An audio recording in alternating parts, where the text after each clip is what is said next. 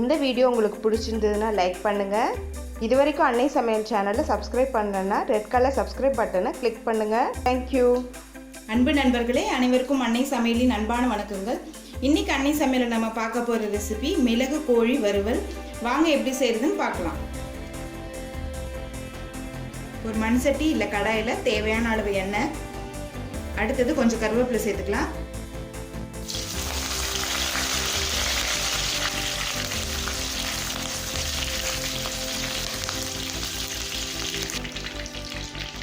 அடுத்தது 2 டீஸ்பூன் இஞ்சி பூண்டு விழுது,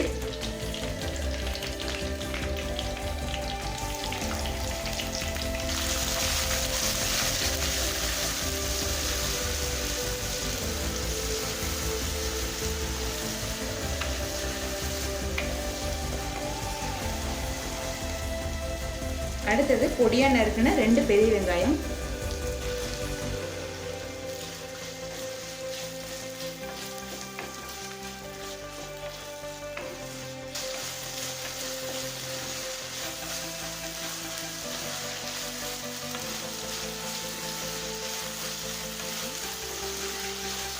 இப்போ வெங்காயம் நல்லா வதங்கிடுச்சுங்க. அடுத்தது ஒரு தக்காளி சேர்த்துக்கலாம்.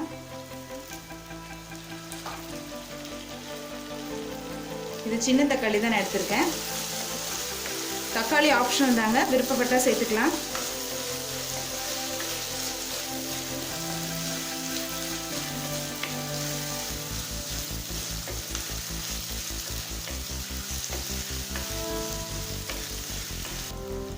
தேவையான அளவு உப்பு.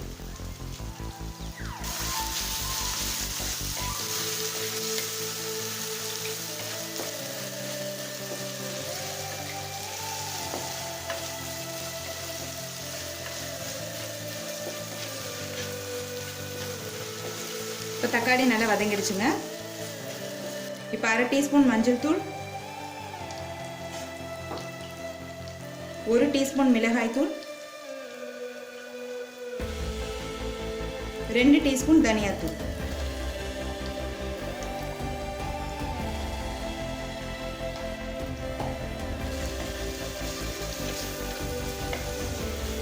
ஒரு நிமிஷம் வரைக்கும் வதக்கிக்கலாங்க.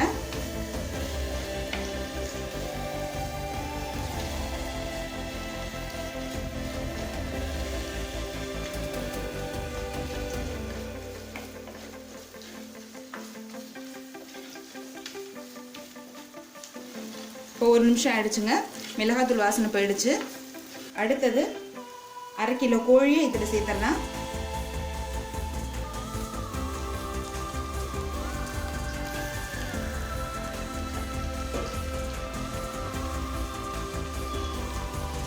நல்லா வதக்கிக்கலாங்க.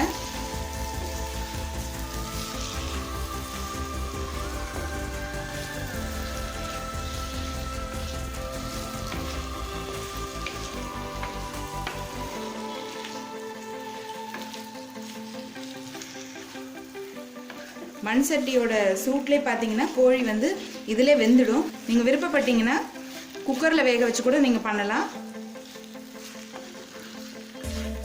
கோழியை நல்லா 1 நிமிஷம் வரைக்கும் நல்லா வதக்கிக்கோங்க.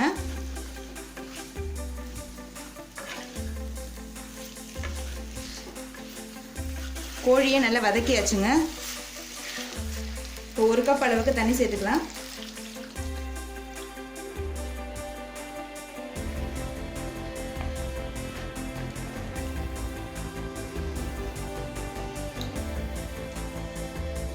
இப்போ இதை மூடி போட்டு கோழி நல்லா வேகிற வரைக்கும் வெயிட் பண்ணலாம். ஒரு 10 நிமிஷத்தில் பார்த்தீங்கன்னா சிக்கன் நல்லா வெந்துருச்சு. நம்ம ஊற்றிருக்க எண்ணெயும் மேலே நல்லா வந்திருக்கு. இப்போ மிளகுத்தூள் 1 டேபிள் ஸ்பூன் சேர்த்துக்கலாம். அடுத்தது சோம்புத்தூள் 1 டீஸ்பூன், சீரகத்தூள் 1 டீஸ்பூன், எல்லாத்தையும் சேர்த்து நல்லா கலரிக்கலாம்.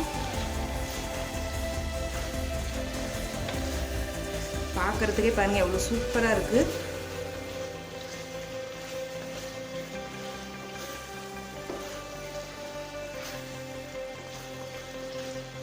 நீங்கள் விருப்பப்பட்டீங்கன்னா மிளகுத்தூள் கொஞ்சம் கம்மியாக கூட போட்டுக்கலாம்.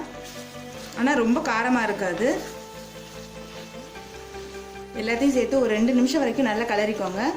அப்போ தான் கோழிக்குள்ளே எல்லா மசாலாவும் போகும்.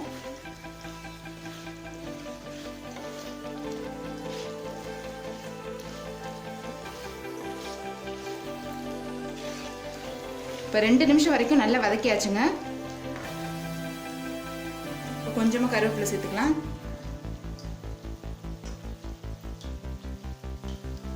கொஞ்சம் கொத்தமல்லி. இப்போ மிளகு கோழி வறுவல் ரெடி ஆயிடுச்சுங்க. நம்ம சர்வ் பண்ணிடலாம்.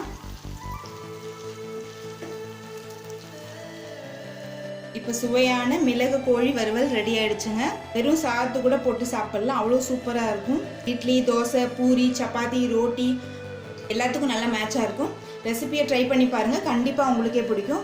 ரெசிபி பிடிச்சிருந்ததுன்னா வீடியோவை லைக் பண்ணுங்கள், கமெண்ட் பண்ணுங்கள், ஷேர் பண்ணுங்கள். இது வரைக்கும் அன்னை சமையல் சேனலை சப்ஸ்கிரைப் பண்ணுறேன்னா சப்ஸ்கிரைப் பண்ணுங்கள். தேங்க்யூ.